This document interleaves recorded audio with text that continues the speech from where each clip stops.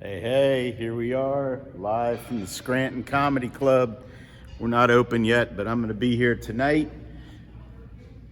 Going to let humor work for a couple hundred people. If everything goes according to plan, let me walk out of here because the doors are going to be open in a few minutes.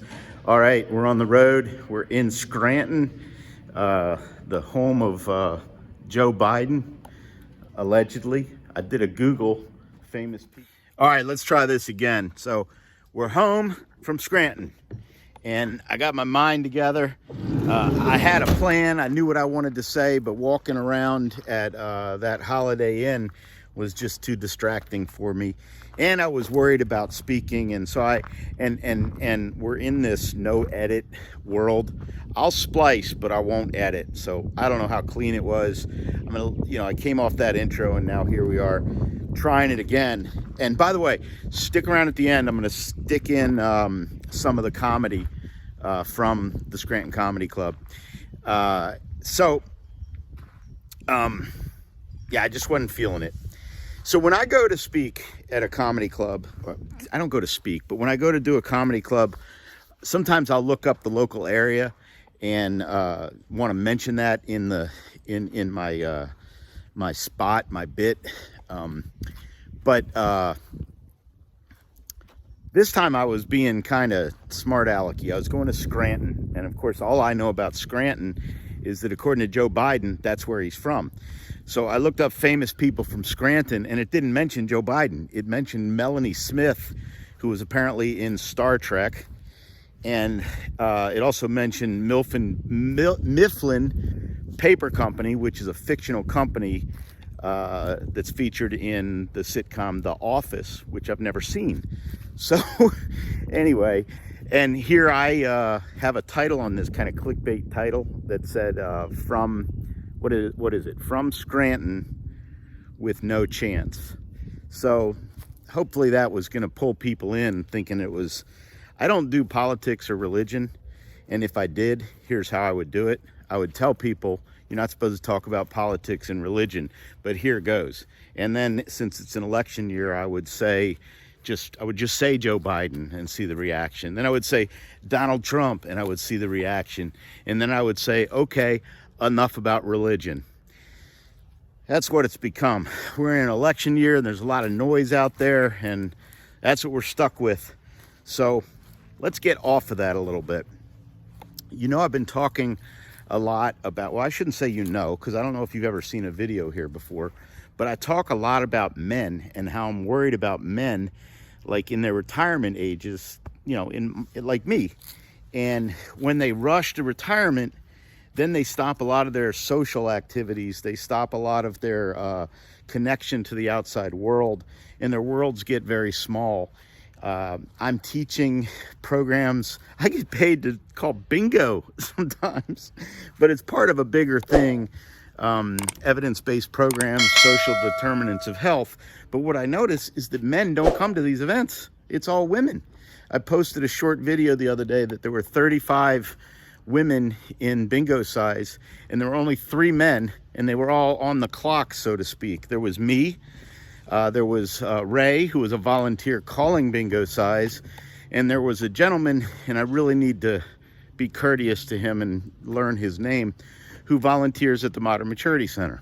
Those are the only men in the room. Everybody else was women, and they were having a hell of a good time, and they all know each other's names and talk, and that's not what happens to men after they get to a certain age. They get a smaller life. And so the reason that the video said no chance is my dog Chance, we had to put him down this week. And I used to do a joke about Chance. The joke was never get a rescue, because you think of them as, young when you get them. And Chance was 4 when we got him. And he had all these quirky behaviors, like he never learned how to play. When he was young, I don't know what his life was like, but he never learned how to play. So when he had a stuffed toy or we were playing tug of war, it sounded like he was a hyena fighting for food. And Chance bit me every day, not in a vicious way, in a playful way, because he didn't know his own limits. Now, he never bit Vicky, but he would bite me all the time. And because I loved getting wound up and getting excited, I was teaching him this bad behavior. And I'm not making a joke about my dog dying, but when people would say things about him, like, is your dog friendly with other dogs? I'm like, he's a rescue, like to dismiss him a little bit. So to help myself through this, as people show remorse for his loss, they say, he was a rescue. And that sounds really insincere, but in reality, it's not. I rescued him once. I couldn't rescue him twice. He had lymphoma, and we tried to treat him, and he was in obvious pain. And I'm grateful that Vicky and I were able to be with him. So we made a choice that we thought was best for him, and I'm at peace with that. I miss him greatly. This was the first road trip without him. So that's the play on the word no chance, on the title, No Chance. But, I lost a companion, I lost joy, I lost a friend, but I gained some freedom. He would go on the road trips with me. It's one of the reasons I have an RV.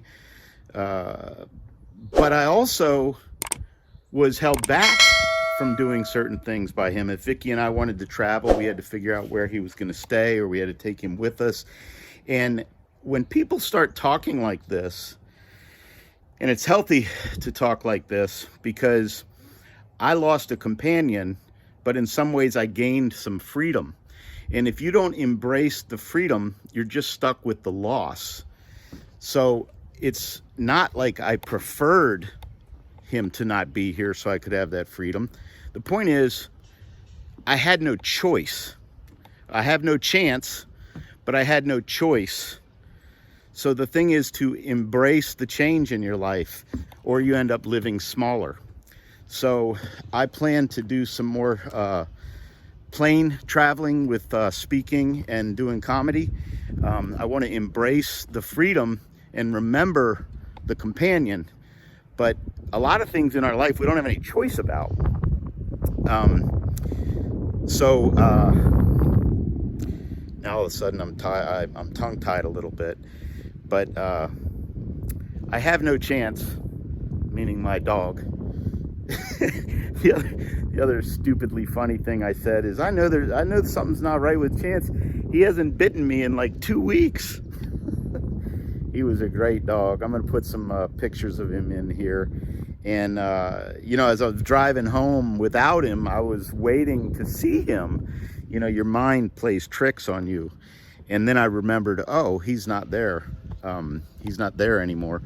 And my first reminder that he wasn't there is that he wasn't in the window to bark at me and then run to the back door to greet me. My second reminder was that Vicky had put the broom handle thing in the slider door, to lock it, because the lock's broken, but you know what I'm talking about. You can put the broom handle in the track so you can't open the door. And she had done that because she was home without her protector. So Chance, thanks for protecting our household. I miss you. I have no choice in the matter, but I am going to embrace the freedom in my mind and my schedule while I experience the loss of coming home to see you. All right. I hope you're still watching, but maybe we're not editing this. It is what it is. So anyway, I hope you're still here, and hope you're getting something out of this. I'm enjoying doing them. Right now, I'm going to stick in a minute or two from comedy at the Scranton Comedy Club the other night. So let humor work. Humor is a healthy understanding of moments others recognize or reject.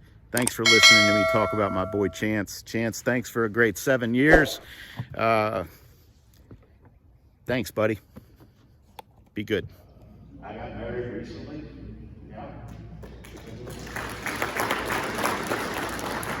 Santa Claus was the only one who really cared. The rest of them just followed.